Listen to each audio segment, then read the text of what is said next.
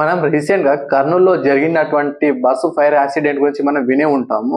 జరిగి నెల కూడా కాలేదు, అంతలోపడనే రంగారెడ్డి జిల్లాలో బస్సు ప్రమాదం వల్ల 20 మంది పైగా చనిపోవడం అనే వార్త మనం వింటూ ఉన్నాము.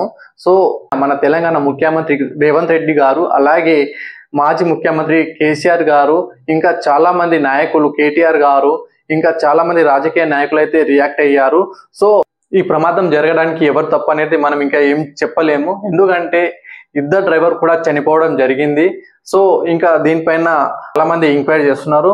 ఎంక్వైరీ చేసిన తర్వాత అసలు ఎవరు తప్పు ఏంటిది అనేది తెలిసిపోతుంది. ఇది చాలా బాధాకరమైన విషయం.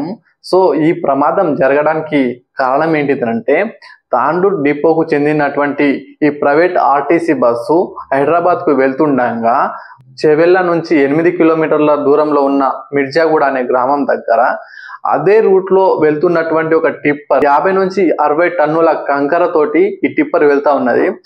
ఆ బస్సుకి కుడివైపు భాగంన ఈ టిప్పర్ డ్యాష్ ఇవ్వడం తోటి ఆ బస్సు అయితే ఏదైతే ఉందో ఆ కుడి భాగంలోని మొత్తం డ్యామేజ్ అవ్వడం తోటి ఈ 50-60 టన్నుల గల కంకర మొత్తము ఆ బస్సు పైన పోవడం తోటి ఆ బస్సులో ఉన్నటువంటి ప్యాసింజర్ల పైన పడడం తోటి ప్రతి ఒక్క ప్యాసింజర్ కి అసలు ఊపిరాడక చాలా మంది అక్కడికక్కడే చనిపోవడం జరిగింది. మనం చూసుకున్నట్లయితే ఆ రోడ్ కూడా సరిగా లేవు, అదే విధంగా ఈ టిప్పర్ కూడా ఓవర్ స్పీడ్ రావడం జరిగింది.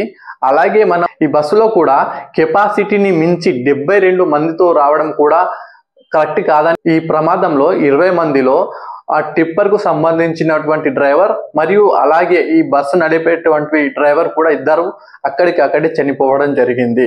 అసలు ఈ 25లో అసలు ఏం జరుగుతుంది అనేది చాలా మందికి అర్థం కావడం లేదు. చాలా మంది మనం పొద్దున లేచినప్పటి నుంచి చాలా ఇన్సిడెంట్ అయితే వింటా ఉన్నాము. ఇలాంటి ఇన్సిడెంట్ గురించి మీరు ఏమనుకుంటున్నారు అసలు అనేది కింద కామెంట్ చేయండి.